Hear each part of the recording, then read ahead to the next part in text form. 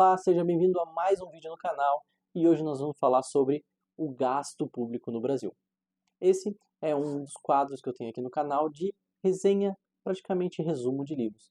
Eu gosto de trazer esse resumo porque eu não preciso ler novamente o livro depois, caso eu queira retomar alguns insights que eu tive durante a leitura. Vamos ao conteúdo. Esse livro ele foi escrito por Júlio Brunet, Ana Berthet e Clayton Borges, ambos, se eu não me engano, do Rio Grande do Sul.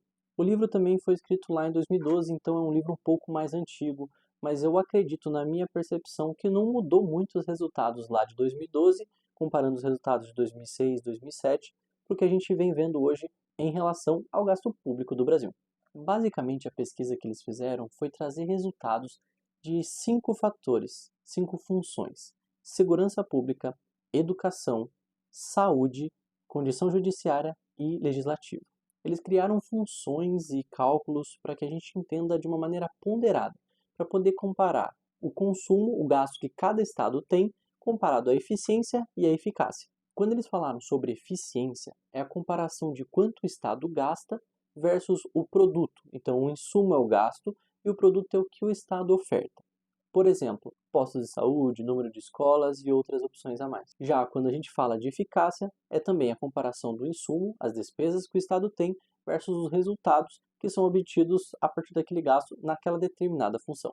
No começo do livro, antes de falar sobre qual foi o método e as funções que eles criaram para chegar nesses resultados de eficiência e eficácia, eles trazem algumas considerações e comparações sobre as receitas dos estados, de modo a apresentar como está a receita líquida corrente econômica em relação ao PIB. As conclusões são de que, quanto maior a representação da receita líquida no PIB, mais dependente o estado é e menor força econômica também possui. Nos resultados apresentados, a gente vê que a maior variação e maior representação da receita líquida no PIB são estados no Nordeste, onde tem uma representação de 16 a 32%.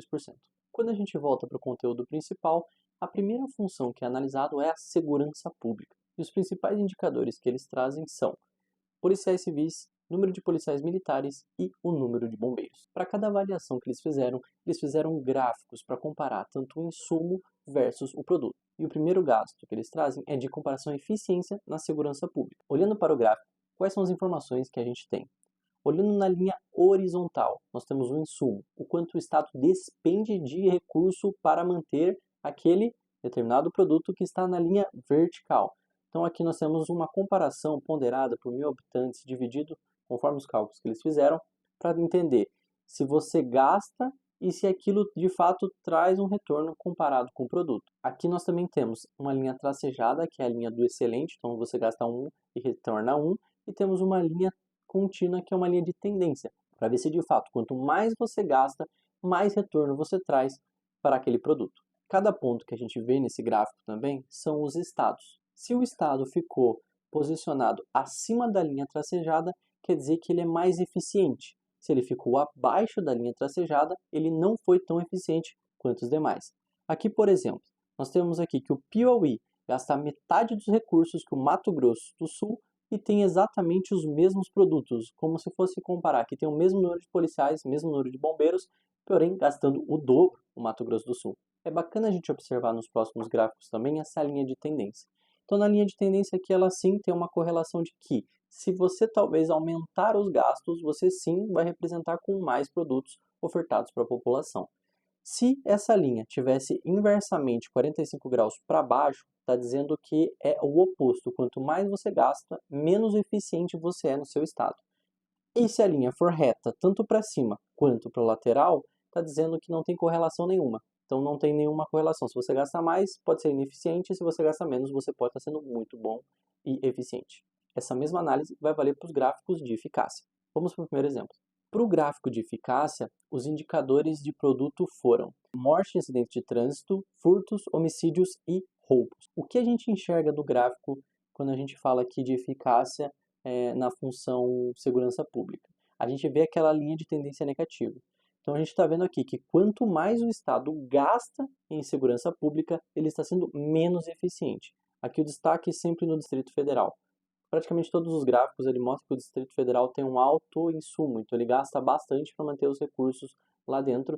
Ele tem aquela consideração que eles trazem também, que o Distrito Federal ele é um estado, um município, está tudo junto ali, talvez tenha até mais recursos disponíveis, mas a gente vê que na grande maioria, vocês vão ver isso para frente, que ele não é tão eficiente e também não é tão eficaz. E o que está querendo dizer para a gente essa linha negativa aqui de tendência? Basicamente, os autores disseram para a gente que é bem possível que o gasto com segurança pública ele é um reflexo e não uma prevenção.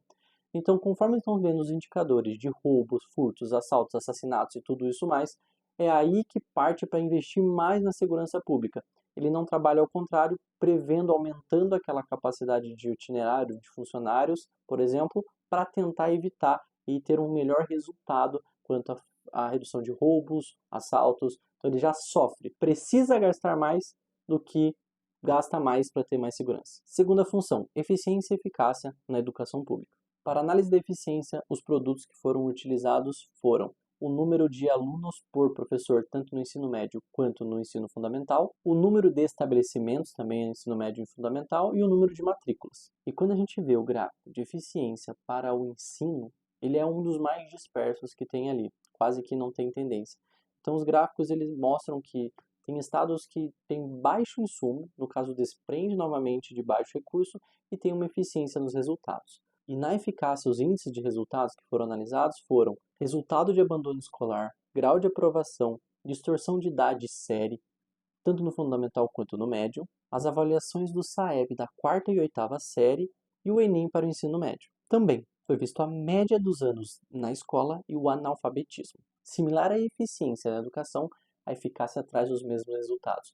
É muita dispersão. Não quer dizer que, de fato, se o governo está despendendo mais despesas naquele estado, tanto para a educação, não está sendo visto esses retornos lá nos resultados junto com a eficácia dos alunos. E a gente tem um destaque aqui, principalmente olhando, por exemplo, o Rio Grande do Sul, que é quase 3 vezes menos despesas na educação comparado ao Distrito Federal, estão muito próximos comparado ao resultado obtido pelos estudantes. Os autores também trazem alguns adendos.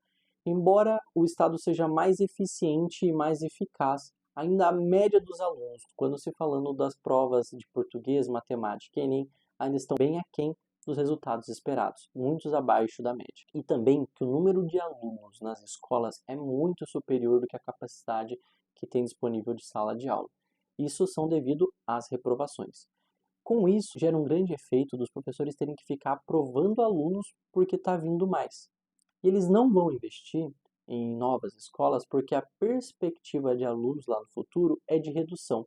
Os pais hoje estão tendo menos filhos, então eles não veem a necessidade de construir mais escolas, porque logo lá na frente, alguns anos, vai ficar obsoleta, a escola vai ficar vazia, porque não tem tanto aluno vindo assim desde criança. Isso, consequentemente, vai gerar então a aprovação de alunos que não estão capazes para seguir para o ano seguinte, e lá na frente, quando for mensurar o resultado de uma prova do Enem, por exemplo, o aluno será muito ruim e terá um baixo resultado.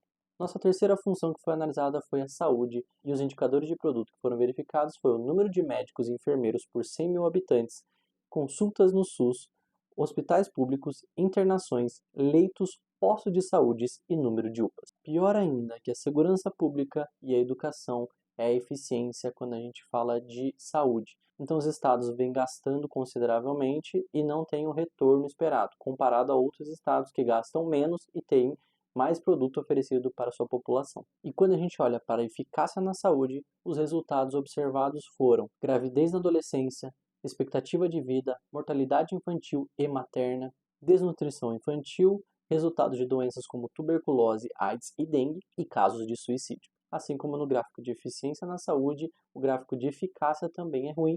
Destaque ele no Distrito Federal, que gasta muito mais que os outros estados e não entrega tantos bons resultados ali na saúde comparado aos seus pares. Na sequência do livro, os autores também trazem a eficiência e eficácia quando a gente fala do legislativo e do jurídico. Não muda muito, então a gente consegue ver que não tem a mesma representatividade, não tem correlação se o Estado gasta mais com o jurídico ou o legislativo, ele tem mais resultados, tanto na implementação de novas leis, ou do número de juízes, na velocidade de realizar os processos e tudo mais. É isso que eu gosto de considerar que quando a gente fala de eficiência e eficácia lá de 2007 2008, não mudou muita coisa aqui, talvez olhando para o nosso cenário. Talvez um estado acabou passando um ao outro, por isso que o intuito não era a gente fazer essa comparação nesse momento.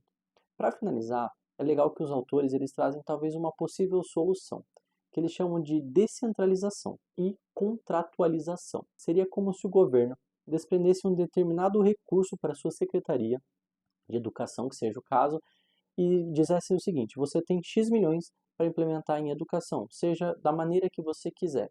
Só que o resultado que eu espero não é só o número de escolas implementadas, mas sim qual é o resultado de como estão saindo os testes dos alunos lá no ensino fundamental e ensino médio. Isso é muito similar com o que as empresas fazem. Então as empresas olham para os resultados de venda e aí desprendem os recursos para a sua equipe. Isso também resolveria o problema de escala, porque segundo os autores a gente vê que quanto maior o desprendimento de insumo, talvez mais ineficaz e menos eficiente é aquele estado. Então quando você descentraliza, talvez olhando muito mais para os municípios, isso pode dar mais poder, mais agilidade e mais resultados para aquele gasto público. Então é isso, esse é um pouco dos meus insights do resumo que eu fiz sobre o livro O Gasto Público no Brasil.